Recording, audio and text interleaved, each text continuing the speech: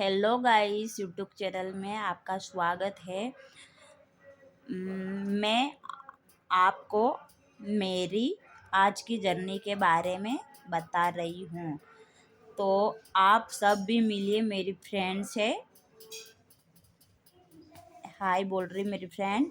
और ये है मायरा और ये शंभू। ये बहुत शरारत करते हैं। ये बहुत पूरे घर को खड्डर बड्डर कर दिए थे, पूरे खिलौने। और यहाँ नाच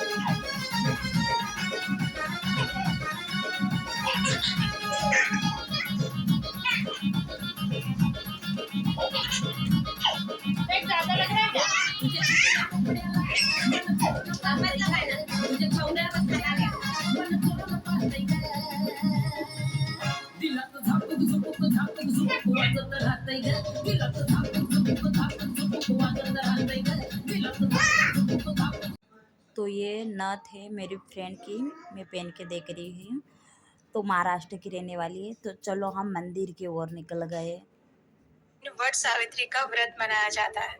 ये व्रत विवाहित स्त्रियां अपने पति की दीर्घायु के लिए रखती हैं। तो चलिए आज हम इसी वट सावित्री के उपलक्ष्य में इससे जुड़ी हुई एक पौराणिक कथा का श्रवण करते हैं। आइए आज की कथा आरंभ करते हैं। मध्य देश में अश्वपति नाम के परम ज्ञानी राजा थे।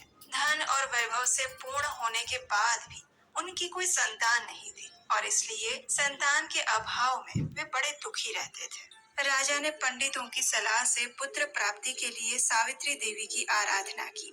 देवी सावित्री ने प्रसन्न होकर राजा और रानी को दर्शन दिए और फिर उन्हें आशीर्वाद प्रदान किया।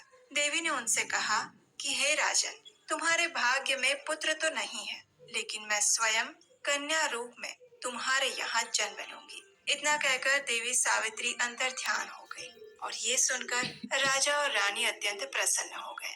कुछ समय बाद रानी के गर्भ से साक्षात देवी सावित्री का जन्म हुआ। राजा और रानी ने उस कन्या का नाम भी सावित्री ही रखा। सावित्री सर्व गुण संपन्न थी। वह चंद्रमा की कला के समान नित्य प्रतिदिन बढ़ती रहती।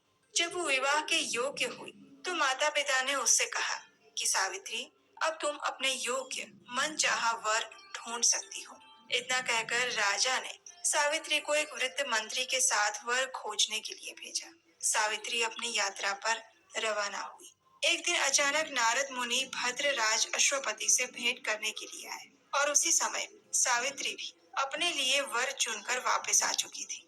उसने आदर पूर्वक नारद मुनि को प्रणाम किया। नारद मुनि ने उसे विवाह योग्य देखकर राजा अश्वपति से पूछा कि आपने इसके योग्य वर खोजा है या नहीं। नारद मुनि का प्रश्न सुनकर राजा ने कहा, हे देवर्षि, मैंने सावित्री को वर खोजने के लिए भेजा था। वो अभी अभी लौट कर आई है और अब वही बताएगी कि उसने अपने हम अभी जा रहे हैं घर के ओर return. Bye guys, like share subscribe जरूर कीजिए। बाय।